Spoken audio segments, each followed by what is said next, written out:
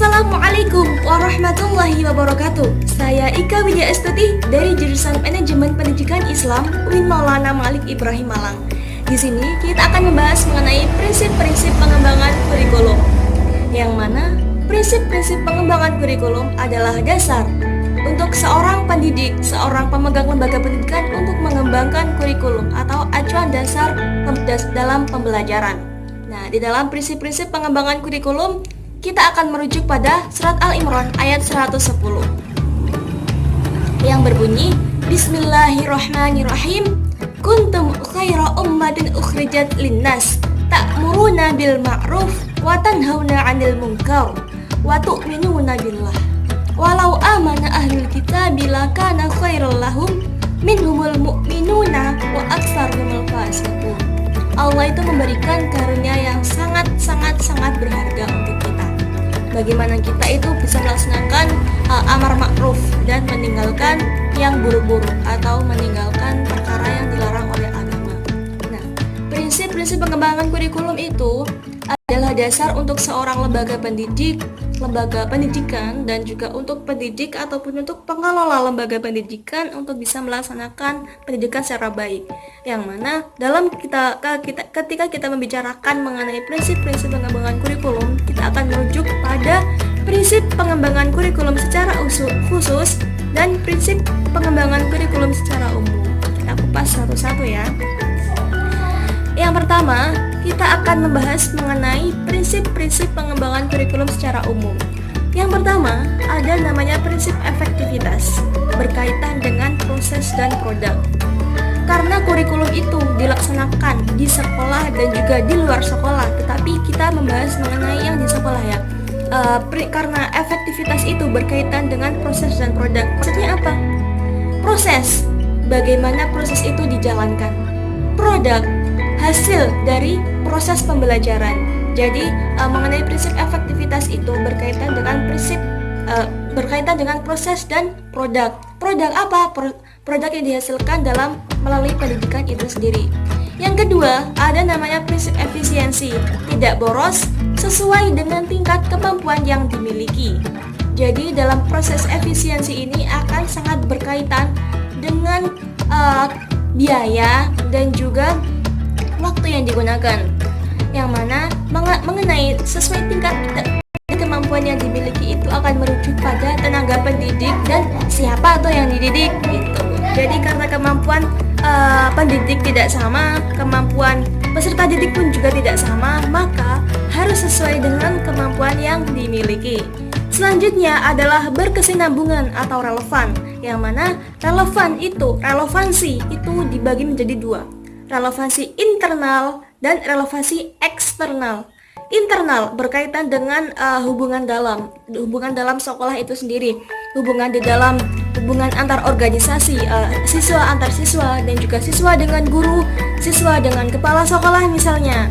Jadi kalau relevansi internal itu berkaitan dengan kurikulum dengan lingkungan hidup peserta didik secara dalam, tetapi kalau yang eksternal itu berkaitan dengan relevansi antara kurikulum dengan lingkungan hidup masyarakat secara luasnya. Jadi kayak kegiatan-kegiatan yang dilakukan melibatkan masyarakat itu salah satu contoh kesinambungan eksternal atau relevansi eksternal.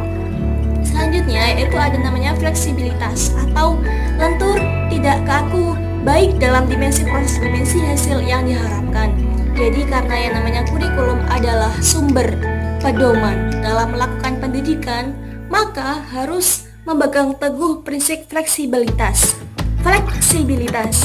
atau bisa kita namakan di mana-mana itu bisa dilakukan. Nah, dalam prinsip fleksibilitas ini sebagai tenaga pendidik boleh melakukan yang namanya inovasi pendidikan atau bisa mencari solusi ketika beberapa kurikulum atau pedoman pendidikan yang diberikan secara nasional atau kurikulum nasional itu tidak bisa dilakukan dalam sebuah lembaga pendidikan. Karena sesuai dengan prinsip fleksibilitas ini, yang namanya kurikulum itu bisa mengikuti kondisi, bisa mengikuti lingkungan.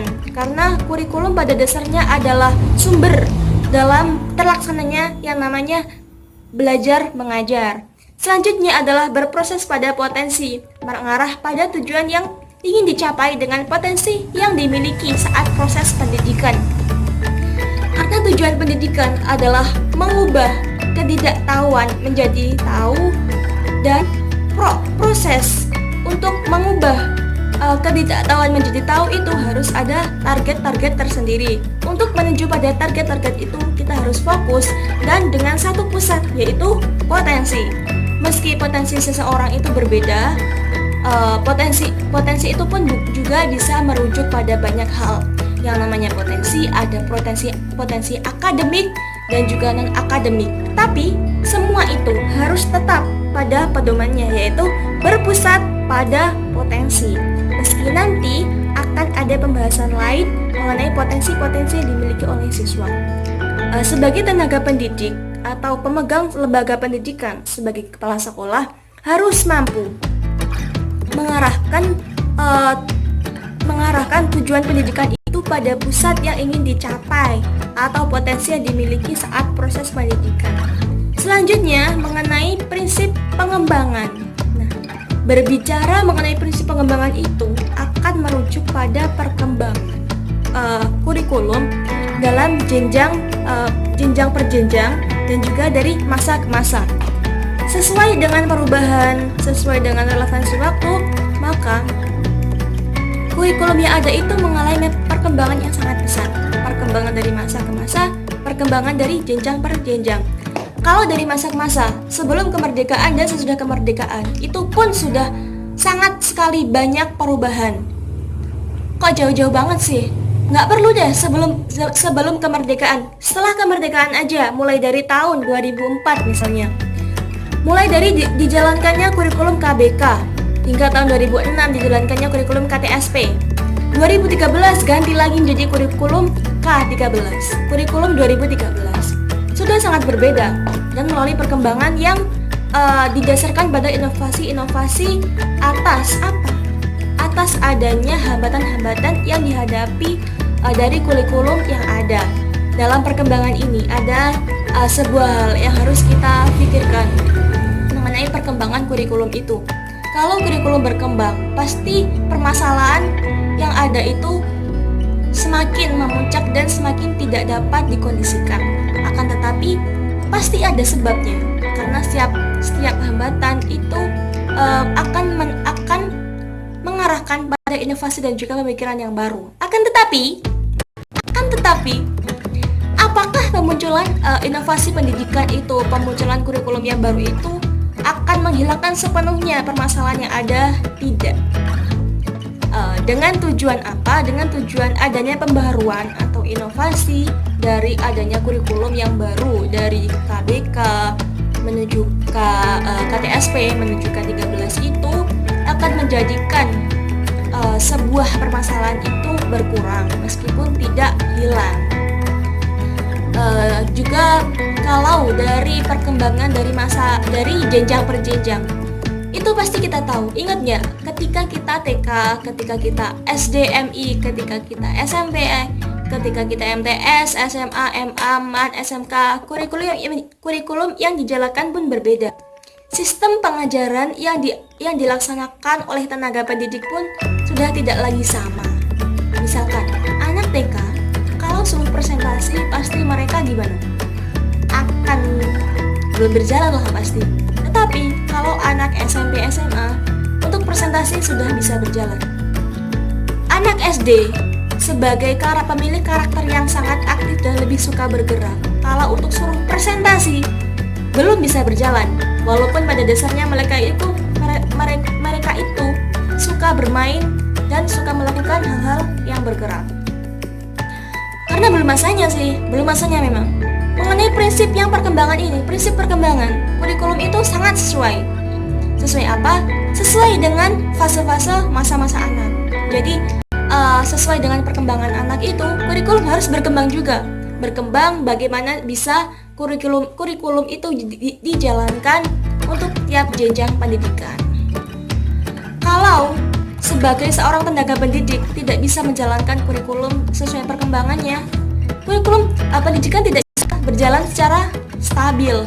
andaikan gini, anak SMP, pendidikan anak SMP remaja awal ya, remaja awal disamakan dengan anak-anak, pasti bakal banyak konflik antara tenaga pendidik dengan peserta didik itu sendiri.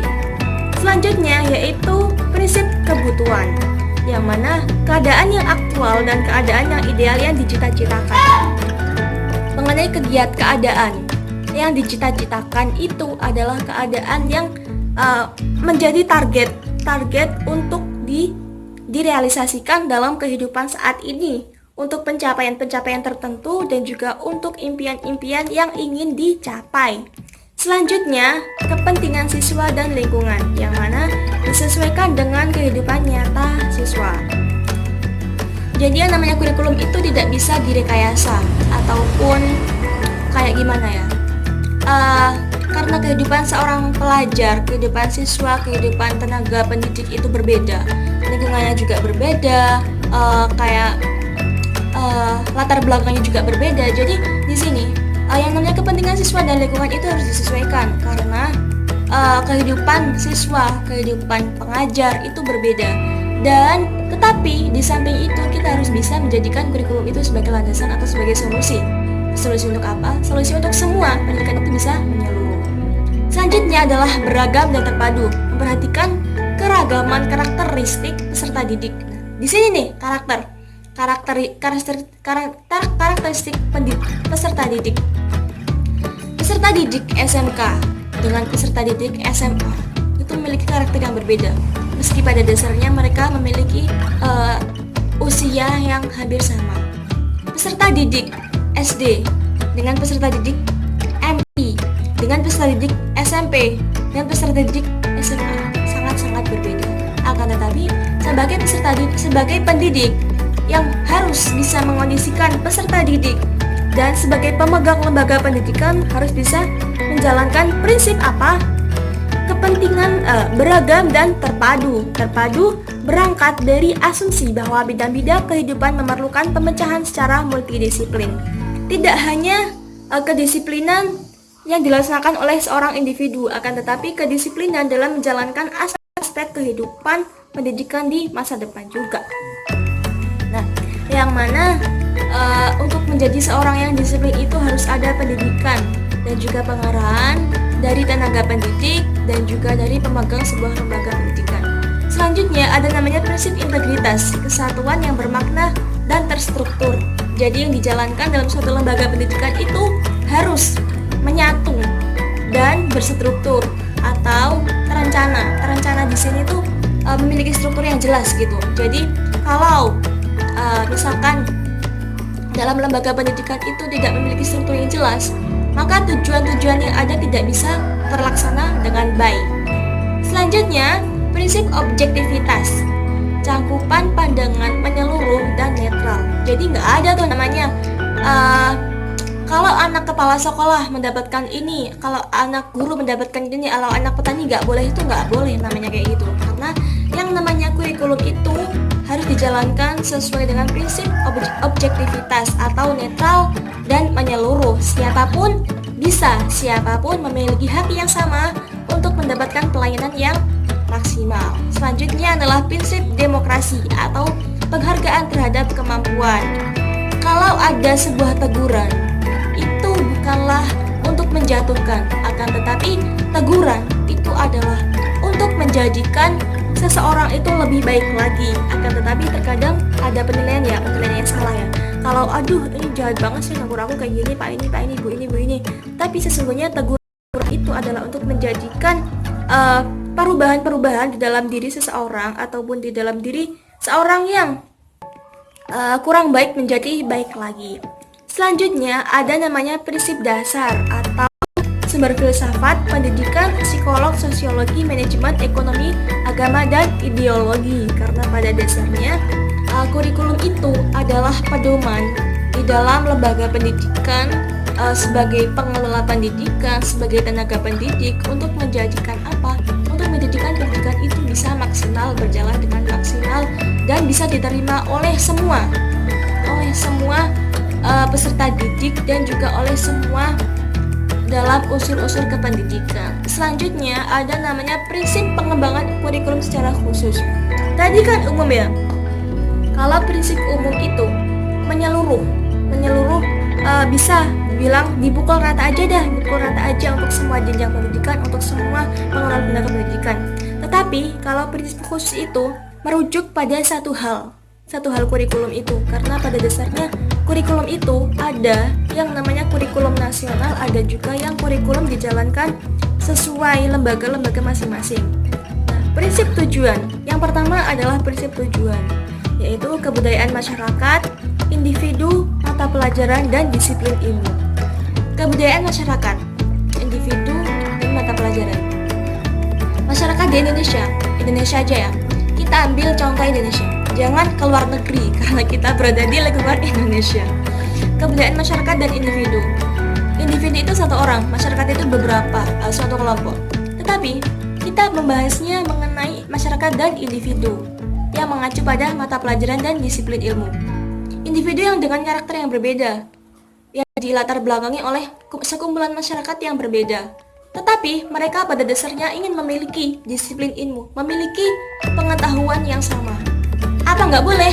Boleh banget lagi, karena pada dasarnya semua orang itu memiliki hak untuk mendapatkan pendidikan. Nah, prinsip tujuan kurikulum itu adalah menyetarakan semua mata pelajaran dan juga disiplin ilmu itu bisa diterima oleh semua lapisan masyarakat. Walaupun pada dasarnya pendidikan individu itu memiliki latar belakang yang berbeda. Selanjutnya adalah prinsip isi kurikulum, mencerminkan falsafah dan dasar negara. Indonesia, dasar negara adalah Pancasila. 5 sila itu memiliki nilai-nilai yang penting. Falsafah dan dasar negara di sini merujuk pada prinsip isi. Isi apa? Isi kurikulum. Pendidikan apa? Pendidikan kurikulum Indonesia. Yang mana Indonesia itu menjalankan pendidikannya. Akan tetapi, terkadang dalam menjalankan pendidikan itu masih ada beberapa hambatan. Untuk merujuk, untuk kembali pada nilai-nilai yang ada, Indonesia itu bisa menjalankan atau mengatur pendidikannya sesuai dengan falsafah dan dasar negara. Selanjutnya adalah prinsip-prinsip diktatik dan juga metodik. Diktatik metodik ini bisa berkaitan dengan proses ajar mengajar atau metode yang digunakan.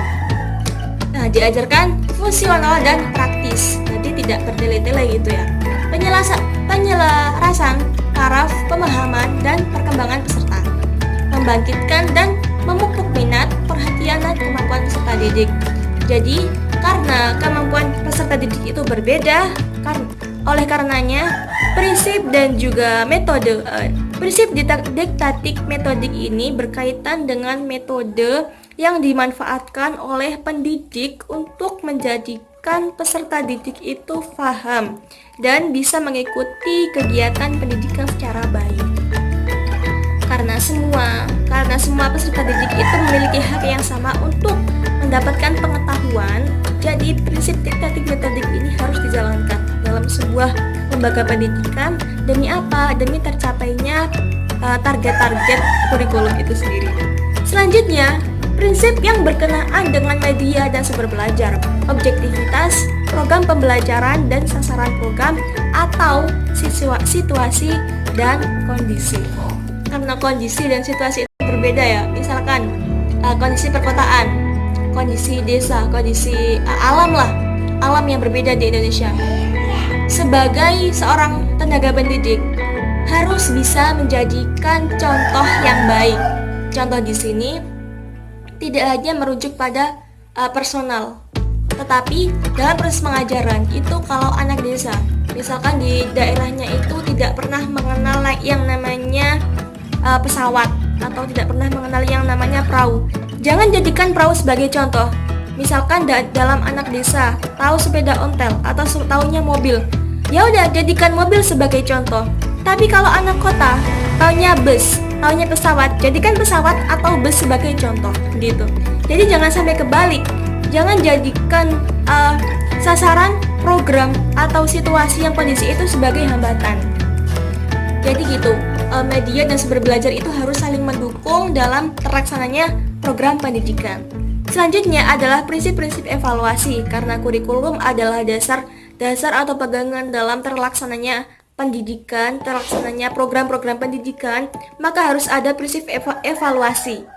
dalam setiap program yang diluncurkan harus ada penilaian atau evaluasi dengan prinsip mendidik, prinsip keseluruhan, prinsip kontinuitas atau itu ya, berkesinambungan, objektivitas, kooperatif, praktis, dan akuntabilitas. Selanjutnya adalah prinsip mutu dalam pelaksanaan pembelajaran yang bermutu, karena pada dasarnya pembelajaran itu digunakan adalah untuk mengubah karakter, untuk mengubah ketidaktahuan menjadi tahu, untuk merubah keadaan-keadaan yang belum stabil menjadi stabil, untuk merubah beberapa hal yang bisa dijadikan lagi sebagai seorang pendidik yang ada. Maka dalam prinsip kali ini harus bisa menjadikan itu bermutu, pendidikan yang bermutu itu. Nah, pendidikan yang bermutu itu adalah pendidikan yang mampu tidak hanya merubah, tidak hanya menanamkan, tapi pendidikan yang mampu menjadi wadah atau menyatukan. Kayak gitu. Menyatukan apa? Menyatukan siswa dengan lingkungan, menyatukan siswa dengan keadaan yang sangat-sangat jauh berbeda. Jadi pada dasarnya prinsip-prinsip pengembangan kurikulum itu adalah pegangan, pedoman bagaimana kurikulum itu bisa dilaksanakan dengan baik dalam sebuah lembaga pendidikan, dalam sebuah pengelola atau bagi pendidik untuk peserta didik, bagi pemegang lembaga pendidikan untuk menjadikan pendidikan itu sesuai, pendidikan itu bisa berjalan stabil dan semua bisa menyeluruh mendapatkan pendidikan itu sendiri. Sekian dari saya. Bila ada kurang lebihnya, mohon maaf. Akhirul kalam, wabillahi taufiq wal hidayah. Wassalamualaikum warahmatullahi wabarakatuh. Syukran.